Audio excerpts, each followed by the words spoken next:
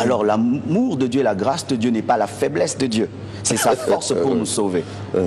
Dieu nous prêche son amour en nous aimant malgré nos iniquités, non pas pour nous encourager, mais pour nous changer. C'est pourquoi la Bible nous dit que la grâce nous enseigne à renoncer au mal, pas nous encourage à pécher. Car si tu pêches parce que Dieu pardonne, eh ben, le sang de Jésus-Christ n'est pas une douche.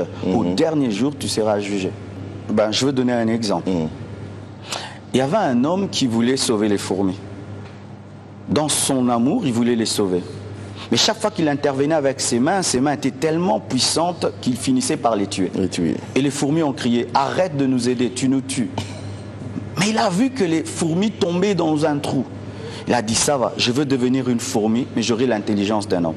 Et il est venu au milieu d'eux comme une fourmi, mais avec la puissance d'un homme, avec l'intelligence d'un homme. Et là, il pouvait comprendre son langage. Et il leur a dit, venez. Je vais placer un bois au-dessus du trou et vous allez passer. Et c'est comme ça qu'il les a sauvés. C'est ce que Dieu a fait. Il a envoyé la loi avec Moïse. Mais l'homme était incapable d'obéir à la loi. Et cette loi commençait à tuer l'homme. Et l'homme a dit à Dieu, arrête de nous aider, tu nous tues. C'est pourquoi la parole s'est faite chair. Elle est morte à la croix. Elle est ressuscitée pour dire à l'homme, voici maintenant un homme qui est un modèle, le bois. Passez par la croix et vous serez sauvés. L'amour de Dieu est une source de salut pour l'homme. Car si Dieu ne nous avait pas aimés en Christ, l'humanité entière finira en enfer. La raison de cet amour, c'est vraiment le salut de l'homme. Oui, parce que quand on aime, on protège. Quand on aime, on donne. Si Dieu t'a donné Jésus, qu'est-ce qu'il te refusera avec lui? Parce que ce qui est plus précieux pour Dieu, ce n'est pas la puissance, ce n'est pas l'onction, la protection, c'est Jésus. Alors si je peux te donner mon fils, est-ce que je peux te refuser les habits de mon fils? Si je peux te donner mon fils, est-ce que je peux te refuser les maisons de mon fils? Si Dieu t'a donné Jésus, est-ce qu'il va te refuser le mariage, le voyage, la puissance, l'onction? Car d'ailleurs, il nous a donné Jésus alors qu'on était des païens. À combien plus forte raison maintenant que nous sommes sauvés? Et si la mort de Christ nous a sauvés, alors sa vie. Car le point 0 nous a sauvés, alors le point 100. Car celui qui nous a sauvés est mort, mais maintenant il est ressuscité.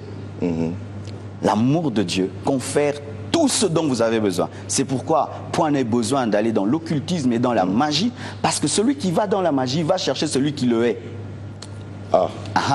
Et Satan, c'est un jaloux. Pendant qu'il te bénit, il est jaloux de toi. On n'a jamais compris ça non plus. J'aimerais dire un truc.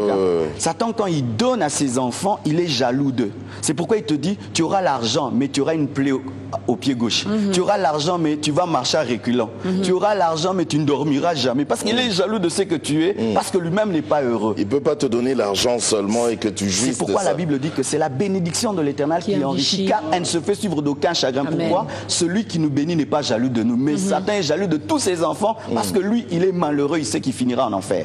Mais Dieu est déjà béni et il peut te bénir. Mais Satan, c'est un maudit qui fait semblant de bénir.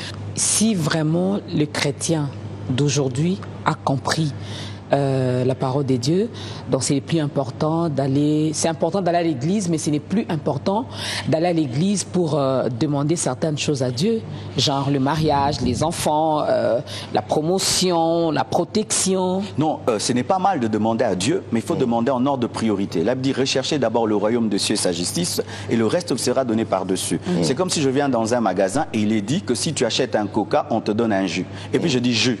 Non, achète le coca. Commence par le coca. Non, jus. Achète le coca. Non, moi je veux du jus. Non, mais d'abord le coca. Et d'abord Jésus. D'abord le royaume de Dieu et les voyages et tout le reste après. Mais ça fait plaisir aussi. Même quand je sais que je vais nourrir mon fils, quand il me dit papa bonbon, ça me fait bien. On me demande le bonbon, quoi. Et même si je sais que Dieu sait que j'ai des besoins, ça lui fait plaisir que je dise Père, donne-moi de l'argent. Père, protège-moi. Je vais dire non, il sait qu'il va me protéger. Non, même s'il sait, il veut que tu demandes pour qu'il se sente père. Mais il ne faut pas aller vers lui d'abord pour ça.